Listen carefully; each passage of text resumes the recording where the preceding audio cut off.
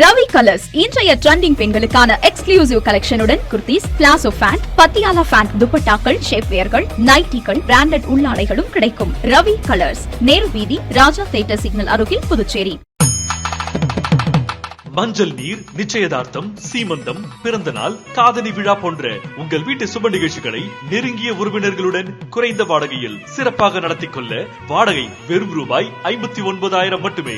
இடம் வேல் சொக்கநாதன் திருமண நிலையம், வள்ளலார் சாலை, காமராஜ் நகர், புதுச்சேரி. தொடர்புக்கு 99406669 மற்றும் 9843048585.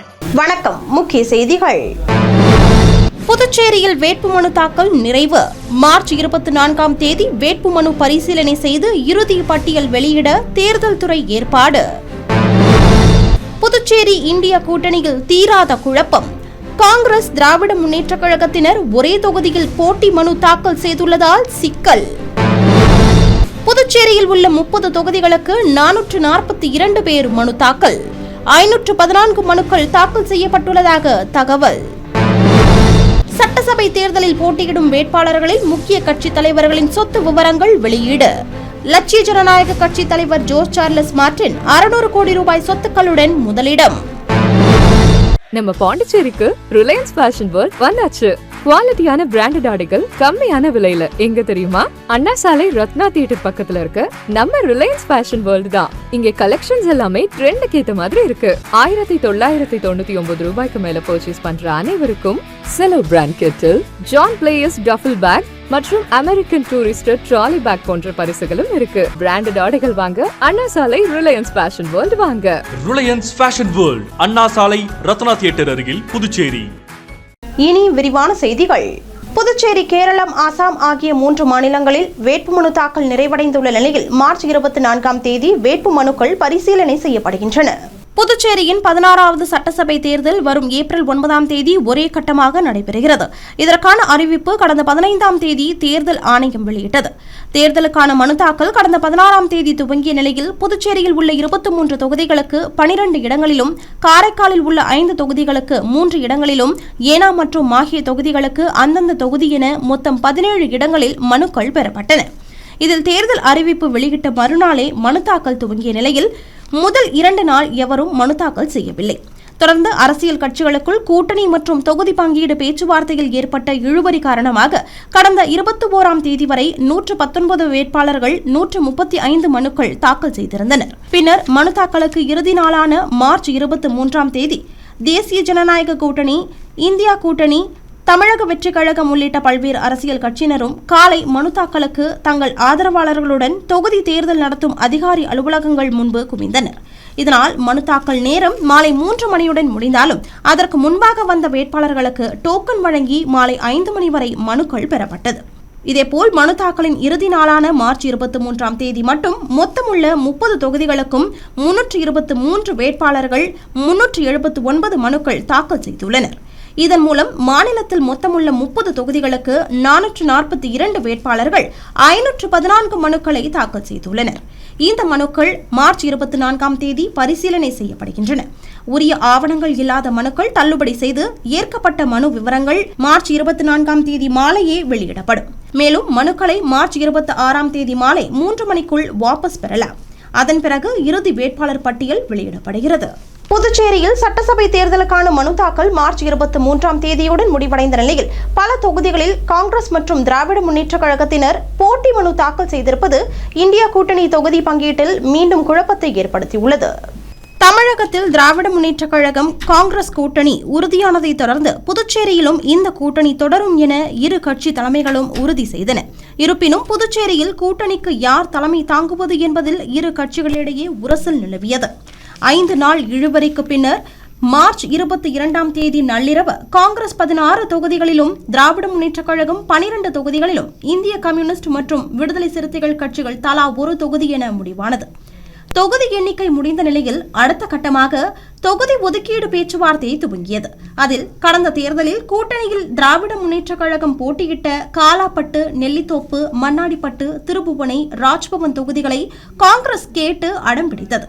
அதனை ஏற்க மறுத்த திராவிட முன்னேற்ற கழகத்தினர் நள்ளிரவில் பேச்சுவார்த்தையில் இருந்து ஆவேசமாக வெளியேறினர். இந்நிலையில் மனு தாக்கலுக்கு இறுதி நாளான மார்ச் 23ஆம் தேதி விடுபட்ட தொகுதிகளில் திராவிட முன்னேற்ற கழகத்தினர் மனு தாக்கல் செய்தனர். அதே நேரத்தில் திராவிட முன்னேற்ற கழகம் ஏற்கனவே மனு தாக்கல் செய்த நெல்லித்தோப்பு, காலாப்பட்டு, ராஜ்பவன், மங்களம், காரைக்கால் தெற்கு உள்ளிட்ட தொகுதிகளில் காங்கிரஸ் கட்சியினரும் மனு தாக்கல் செய்தனர். இதில் பலர் வேட்புமனுவில் கட்சி அங்கீகாரம் படிவங்களான ஏ மற்றும் பி படிவங்கள் இணைத்து கொடுத்திருப்பது இந்தியா கூட்டணியில் தொடர்ந்து குழப்பம் நீடித்து வருவதை வெட்ட வெளிச்சமாக்கியுள்ளது. புதுச்சேரி சட்டசபை தேர்தலுக்கு மொத்தமுள்ள 30 தொகுதிகளுக்கு 442 பேர் மனு தாக்கல் செய்துள்ளனர். புதுச்சேரி, அசாம் மற்றும் கேரளம் மாநிலங்களில் வருகிற 9ஆம் தேதி சட்டசபை தேர்தல் நடைபெறுகிறது. இதற்காக கடந்த 16ஆம் தேதி வேட்புமனு தாக்கல் தொடங்கியது. இதனைத் தொடர்ந்து இந்த மாநிலங்களில் அரசியல் கட்சிகள் தீவிரமாக வேட்பாளர்களை அறிவித்தன. அதனைத் தொடர்ந்து வேட்பாளர்கள் தங்கள் வேட்புமனுவை தொடர்ந்து தாக்கல் செய்தனர். இதேபோன்று புதுச்சேரியிலும் 30 உறுப்பினர் சட்டசபை தேர்தலுக்கான வேட்புமனு தாக்கல் கடந்த 16ஆம் தேதி தொடங்கிய நிலையில் முதல் 2 நாட்களில் யாரும் வேட்புமனு தாக்கல் செய்யவில்லை.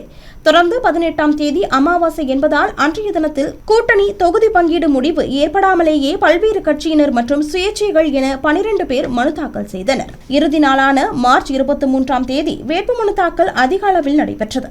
குறிப்பாக காங்கிரஸ், திராவிட முன்னேற்ற கழகம் தொகுதி பங்கீடு இறுதி செய்யப்படாததால் இருதரப்பை சேர்ந்தவர்கள் 30 தொகுதிகளிலும் வேட்புமனுவை தாக்கல் செய்தனர். இறுதி நிலவரப்படி புதுச்சேரியில் மொத்தம் 442 பேர் 514 வேட்புமனுக்களை தாக்கல் செய்துள்ளதாக தேர்தல் அதிகாரிகள் தெரிவித்தனர். இந்நிலையில் இந்த தாக்கல் செய்யப்பட்ட வேட்புமனுக்கள் மீதான பரிசீலனை மார்ச் 24ஆம் தேதி செவ்வாய்க்கிழமை நடைபெறுகிறது. மனுக்களை வாபஸ் பெறவும் மார்ச் 26ஆம் தேதி கடைசி நாளாகும் என்றும் அறிவிக்கப்பட்டுள்ளது. புதுச்சேரி சட்டசபை தேர்தலில் போட்டியிடும் வேட்பாளர்களில் முக்கிய கட்சி தலைவர்களின் சொத்து விவரம் வெளியாகியுள்ளது. புதுவை சட்டசபை தேர்தலுக்கான வாக்குப்பதிவு அடுத்த மாதம் 9ஆம் தேதி நடைபெறவுள்ளது. இதற்கான வேட்புமனு தாக்கல் கடந்த 16ஆம் தேதி தொடங்கிய நிலையில் புதுவையில் உள்ள 17 அலுவலகங்களில் வேட்புமனுக்கள் பெறப்பட்டன. தொடர்ந்து மார்ச் 24ஆம் தேதி செவ்வாய்க்கிழமை வேட்புமனு பரிசீலனை நடைபெறவுள்ளது. வேட்புமனுக்களை வாபஸ் பெற மார்ச் 26ஆம் தேதி வியாழக்கிழமை கடைசி நாளாகும். அன்றைய தினம் மாலை இறுதி வேட்பாளர் பட்டியல் வெளியிடப்படும். இதில் முக்கிய கட்சி தலைவர்களின் சொத்து விவரங்கள் வெளியிடப்பட்டுள்ளன. அதன்படி ஜோஸ் சார்லஸ் மார்டின் கையிருப்பாக 20.59 லட்சம் ரூபாயும் அவரது மனைவி சிந்து ஸ்ரீ சார்லஸிடம் 1.82 லட்சம் ரூபாயும் உள்ளதாகவும் 66.15 லட்சம் ரூபாய் மதிப்புள்ள பென்ஸ் காரும் 1.29 கோடியிலான டொயோட்டா வெல்ஃபயர் கார் ஆகியவை உள்ளதாகவும் குறிப்பிடப்பட்டுள்ளது. மேலும் கடந்த நிதியாண்டில் ஜோஸ் சார்லஸிடம் 59.37 கோடி ரூபாய் வருவாயும் அவரது மனைவிக்கு 16.63 லட்சம் ரூபாய் வருவாயும் வந்துள்ளது. அசையும் சொத்துக்கள் ஜோஸ் சார்லஸிடம் 328 கோடி ரூபாயும் மனைவியிடம் 10.61 கோடி ரூபாயும் உள்ளது. அசையா சொத்துக்கள் ஜோஸ் சார்லஸிடம் சொந்தமாக வாங்கியது 102 கோடி அளவிலும் பரம்பரையாக வந்தது என 167 கோடி ரூபாயும் உள்ளது. அவரது மனைவியிடம் 60 லட்சம் ரூபாய் அளவிலும் உள்ளதாகவும் கூறப்படுகிறது. மேலும் கடன்கள் மொத்தமாக 210 கோடி ரூபாய் அளவில் உள்ளதாகவும் பல்வேறு வங்கி டெபாசிட்களில் 200 கோடி ரூபாய் உள்ளதாகவும் அவரது மனைவி பெயரில் 3.43 லட்சம் ரூபாய் டெபாசிட்டுகள் உள்ளதாகவும் தெரிவிக்கப்பட்டுள்ளது. இதேபோல் ஜோஸ் சார்லஸ் மார்டின் பங்கு சந்தையில் 14.28 கோடி ரூபாய் அளவுக்கு முதலீடு செய்துள்ளார் என்றும் அவரது மனைவி பெயரில் 3.6 லட்சம் ரூபாய் மதிப்பில் முதலீடு செய்யப்பட்டுள்ளதாகவும் தெரிவிக்கப்பட்டுள்ளது. இதேபோல் காங்கிரஸ் தலைவர் வைத்திலிங்கம் பெயரில் அசையும் சொத்து 3.88 கோடி ரூபாயும் அசையா சொத்து 1.70 கோடி ரூபாயும் உள்ளது. அவரது மனைவி பெயரில் அசையும் சொத்து 4.92 கோடி ரூபாயும் அசையா சொத்து 1.59 கோடி ரூபாயும் உள்ளதாக வேட்புமனுவில் தெரிவித்துள்ளார். இதேபோல் பாரதிய ஜனதா மாநில தலைவர் வி.பி. ராமலிங்கம் பெயரில் அசையும் சொத்துக்கள் 26.62 கோடி ரூபாயும் அசையா சொத்துக்கள் 86.12 கோடி ரூபாயும் 30.38 கோடி ரூபாய் கடன் உள்ளதாகவும் அவரது மனைவி பெயரில் அசையும் சொத்து 1.37 கோடியும் அசையா சொத்து 1.74 கோடியும் உள்ளதாக வேட்புமனுவில் தெரிவித்துள்ளார். இதேபோல் உப்பளம் தொகுதி அண்ணா திராவிட முன்னேற்ற கழக வேட்பாளர் அன்பழகன் பெயரில் அசையும் சொத்துக்கள் 26.73 லட்சமும் அசையா சொத்து 1.35 கோடியும் கடன் 29.11 லட்சமும் உள்ளதாக தெரிவிக்கப்பட்டுள்ளது.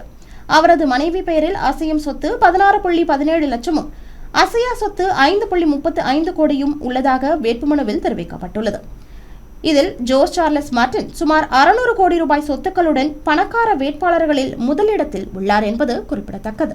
வருகிற சட்டமன்ற தேர்தலில் போட்டியிடும் வேட்பாளர்களை நேர்காணல் இல்லாமல் ஆலோசனை செய்யாமலும் அப்பா பைத்தியசாமியிடம் வாக்கு கேட்டு என்ஆர் காங்கிரஸ் வேட்பாளர்களை தேர்வு செய்து அறிவித்துள்ளார் முதலமைச்சர் ரங்கசாமி. சட்டசபை தேர்தல் என்றாலே கட்சி தலைமையிடம் தேர்தலில் எப்படியாவது போட்டியிட சீட் வாங்கிவிட வேண்டும் என்ற வேகத்தில் முக்கிய நிர்வாகிகளை சந்தித்தும் தொடர்பு கொண்டும் பம்பரமாக சுழன்று வருவார்கள். மேலும் கட்சியினரிடம் குறிப்பிட்ட கட்டணம் நிர்ணயித்து பணம் வசூல் செய்வதும் வழக்கம்.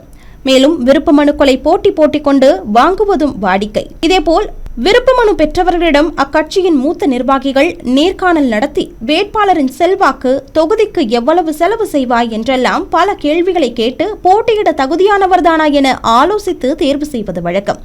இந்த நடைமுறை திராவிட முன்னேற்றக் கழகம், அண்ணா திராவிட முன்னேற்றக் கழகம், காங்கிரஸ், பாரதிய ஜனதா உள்ளிட்ட அனைத்து அரசியல் கட்சிகளிடமும் உண்டு. ஆனால் எல்லாவற்றுக்கும் விதிவிலக்காக இருக்கிறது புதுவையில் முதலமைச்சர் ரங்கசாமியை தலைமையாக கொண்டு இயங்கும் என்ஆர் காங்கிரஸ். 2011ஆம் ஆண்டு ரங்கசாமி என்ஆர் காங்கிரஸ் என்ற புதிய கட்சியை தொடங்கி 2 மாதத்தில் ஆட்சி கட்டிலில் அமர்ந்தவர். அன்று முதல் தற்போது வரை நடக்கும் சட்டசபை தேர்தல் வரை பெரிய அளவில் உறுப்பினர் சேர்க்கையோ நடந்தது இல்லை. தேர்தலில் போட்டியிடும் வேட்பாளருக்கு நேர்காணலும் நடந்தது இல்லை. அதேபோல் கட்சி நிர்வாகிகளுடன் ஆலோசனை கூட்டமும் நடத்தியது இல்லை. ஆனாலும் அவரது வாக்கு வங்கி என்றுமே குறைந்தது இல்லை. தேர்தல் தேதி அறிவித்து வேட்புமனு தாக்கலுக்கு கடைசி நாளுக்கு முந்தைய நாள்தான் வேட்பாளர்களை ரங்கசாமி உறுதி செய்வது வழக்கம்.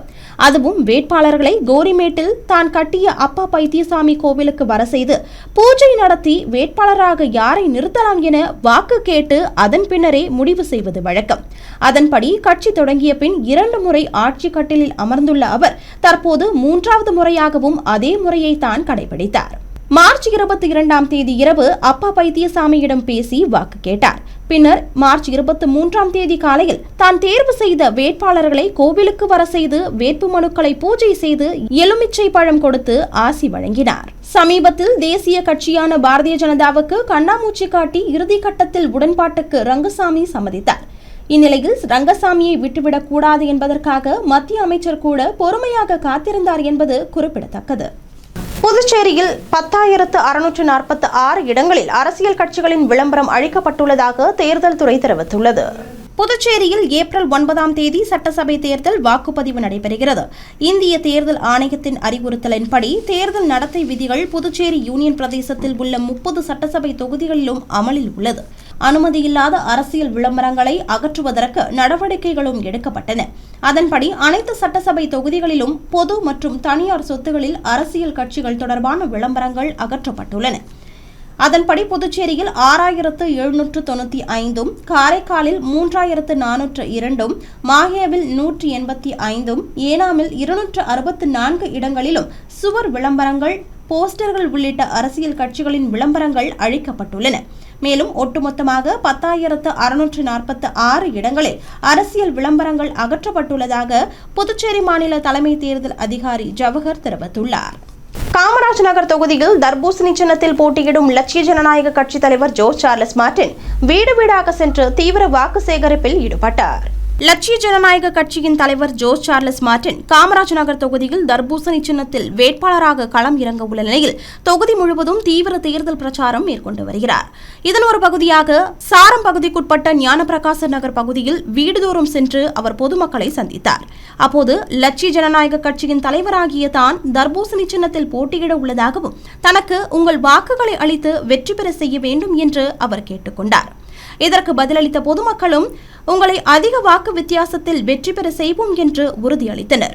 மேலும் பகுதி முழுவதும் பொதுமக்கள் ஆரவாரமாக வரவேற்பு அளித்து அவருக்கு ஆதரவு தெரிவித்தனர்.